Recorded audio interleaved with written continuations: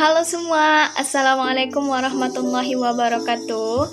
Di video kali ini, kami dari kelompok 2 dalam mata kuliah Metodologi Studi Islam dengan dosen pengampu Bapak Robi Sepria MPDI. Kami akan menjelaskan tentang makalah kami yang berjudul Islam dan Studi Agama. Dan sebelum mengawali presentasi kali ini, izinkan saya terlebih dahulu untuk memperkenalkan diri. Perkenalkan, nama saya Susi Selawati dengan NIM 120404242116. Saya Dedi Prima, NIM 120404148899. Bismillahirrahmanirrahim. Assalamualaikum warahmatullahi wabarakatuh. Puji syukur, marilah kita panjatkan kehadiran Allah Subhanahu wa Ta'ala yang telah melimpahkan rahmat dan karunia-Nya kepada kita semua, sehingga saya dan teman-teman dari kelompok 2 bisa membuat video pembelajaran yang berjudul Islam dan Studi Agama. Salawat beriring salam tak lupa pula kita hadiahkan buat junjungan kita, yakninya Nabi Yuna Muhammad SAW. Allahumma sholli ala Muhammad wa ala ali Muhammad, yang telah membawa umat manusia dari zaman kebodohan hingga zaman yang berilmu pengetahuan seperti yang kita rasakan pada saat ini. Baiklah, saya tidak akan memperpanjang kata mukadimahnya. Langsung saja saya dari kelompok 2 dengan teman-teman saya ingin menjelaskan materi yang berjudul Islam dan Studi Agama. Di dalam materi ini, kami dari kelompok 2 akan menjelaskan atau merumuskan 6 topik permasalahan. Yang pertama yaitu pengertian Islam. Yang kedua, universalisme Islam. Yang ketiga, dimensi baru kedatangan Islam. Yang keempat, Islam sebagai jalan tengah. Yang kelima, agama dan peradaban manusia. Dan yang keenam yaitu Islam menyatukan bangsa-bangsa dunia. Langsung saja kita masuk kepada materi yang pertama, yaitu pengertian Islam. Dalam bahasa Arab, Islam merupakan masdar dari kata aslama yuslimu salam, yang artinya taat, tunduk, patuh, dan berserah diri kepada Allah. Sedangkan jika dilihat dari asal katanya, Islam berasal dari kata aslama, istalama, salim, dan salam. Aslama artinya taat, berserah diri kepada Allah. Istalama artinya berserah diri kepada Allah. Salim, bersih dan suci. Dan salam artinya selamat dan keselamatan. Pengertian Islam dalam Al-Quran. Kata Islam sebagai agama disebut dalam Al-Quran pada surat Al-Maidah ayat 3, yang artinya, pada hari ini telah kusempurnakan bagimu agamamu, dan telah kucukupkan nikmatku bagimu, dan telah kuridai Islam itu agama bagimu. Kemudian dalam surah Ali Imran ayat 9, yang artinya, sesungguhnya agama di sisi Allah hanyalah Islam. Kemudian disebutkan pula dalam surah Ali Imran ayat 85, yang artinya, siapa saja yang mencari agama selain Islam, maka tidak akan diterima di sisinya, dan di akhirat nanti ia termasuk orang-orang yang merugi. Dari Umar radhiyallahu anhu ta'ala berkata, ketika kami sedang duduk bersama Rasulullah SAW, tiba-tiba datang seorang laki-laki yang berpakaian putih dan rambutnya sangat hitam, dan pada dirinya tidak terlihat tanda-tanda seorang musafir, dan tidak ada satupun dari kami yang mengenalnya. Lalu ia mendekati Nabi Muhammad SAW, meletakkan lututnya dekat Nabi dan meletakkan telapak tangannya di atas paha Nabi. Lalu ia bertanya kepada Nabi, apa yang engkau tahu tentang Islam? Lalu Nabi Muhammad SAW menjawab, Islam adalah engkau yang bersyahadat tiada Tuhan selain Allah, dan Muhammad itu adalah utusan Allah. Pengertian Islam dalam hadis. Dalam hadis Rasulullah SAW pernah menjelaskan arti Islam.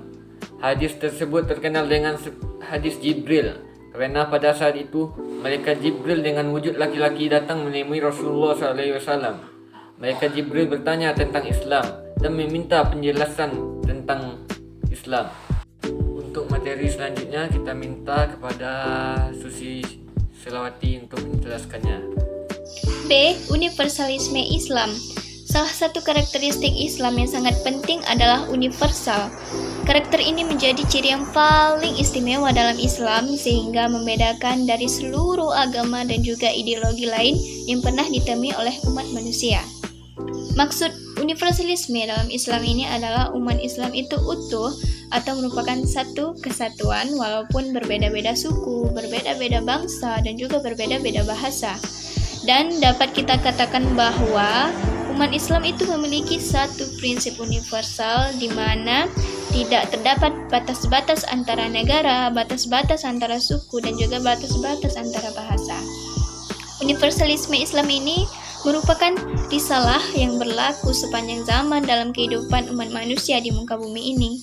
Dan risalah tersebut harus kita jadikan pedoman dalam berbagai dimensi kehidupan kita, baik itu di dunia maupun di akhirat. Ada yang pertama, menurut Abdurrahman Wahid, beliau berpendapat bahwa universalisme ini berkontribusi terhadap terbentuknya toleransi di dalam masyarakat Indonesia yang multikultural. Nah, seperti yang kita ketahui bahwa negara kita ini adalah negara dengan jumlah kaum muslim terbanyak di dunia. Abdurrahman Wahid ini menyatakan bahwa selain negara Indonesia ini merupakan kaum muslim terbanyak, ternyata juga negara yang banyak melakukan pelanggaran terhadap HAM. Nah, ini jelas salah satu kejahatan-kejahatan kemanusiaan yang melanggar nilai-nilai keadaban. Nah, untuk itu, menurut Abdurrahman Wahid diperlukanlah universalisme Islam tersebut. Itu yang pertama. Yang kedua ada dari menurut Ibnu Rashid. Pemikiran Ibnu Rashid ini berfokus mengenai hubungan akal dengan wahyu dan dalil mengenai wujud Tuhan. Akal manusia itu begitu kuat sehingga mengetahui permasalahan-permasalahan keagamaan seperti adanya Tuhan, dan wahyu itu datang untuk memperkuat akal sehingga mencapai kesempurnaan untuk sanggup menerima pancaran ilmu dari Tuhan.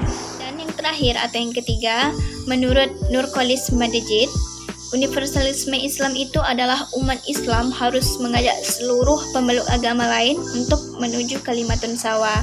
Untuk menuju kalimatun sawa ini harus mengedepankan toleransi dan juga keterbukaan. Wahid diperlukanlah universalisme Islam tersebut. Itu yang pertama. Yang kedua ada dari menurut Ibnu Rashid. Pemikiran Ibnu Rashid ini berfokus mengenai hubungan akal dengan wahyu dan dalil mengenai wujud Tuhan. Akal manusia itu begitu kuat sehingga mengetahui permasalahan-permasalahan keagamaan seperti adanya Tuhan, dan wahyu itu datang untuk memperkuat akal sehingga mencapai kesempurnaan untuk sanggup menerima pancaran ilmu dari Tuhan. Dan yang terakhir atau yang ketiga, menurut Nurkolis Madejid, universalisme Islam itu adalah umat Islam harus mengajak seluruh pemeluk agama lain untuk menuju kalimatun sawa.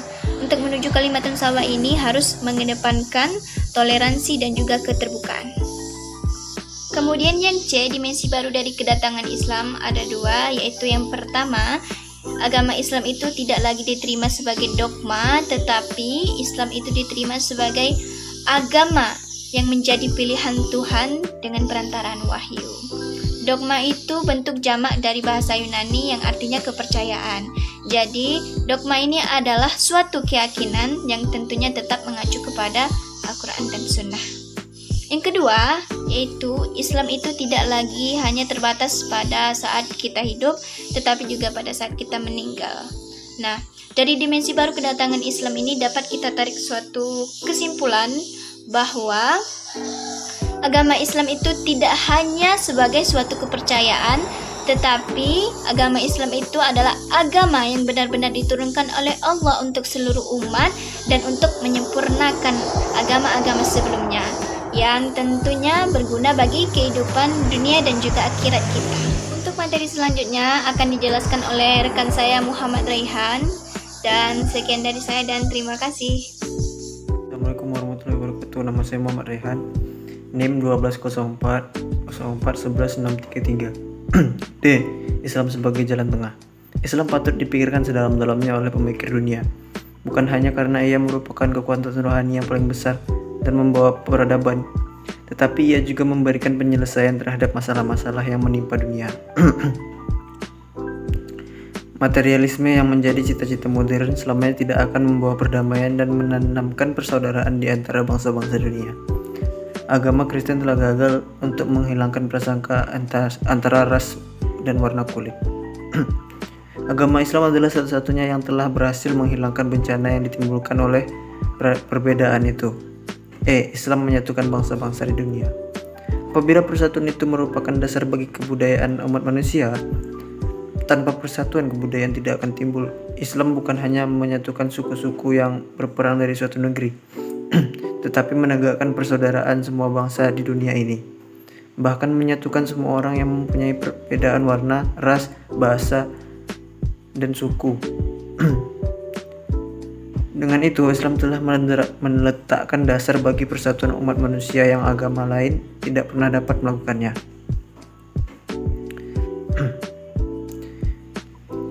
Tidaklah diperkenankan bagi seseorang muslim untuk memaksakan keyakinan kepada orang lain. Setiap orang bebas berkeyakinan, sedangkan Islam hanya menyampaikan kebenaran. Hubungan Islam sebagai agama Islam dan sebagai peradaban. Islam adalah sebuah ajaran yang mengatur seluruh aspek kehidupan manusia. Hal ini sesuai dengan sifat Islam yang komprehensif. Aspek kehidupan itu meliputi akidah atau kepercayaan seseorang kepada Tuhan, syariat yang mengatur tata cara beribadah kepada Tuhan, dan tata tertib kehidupan yang ditutur dalam hukum.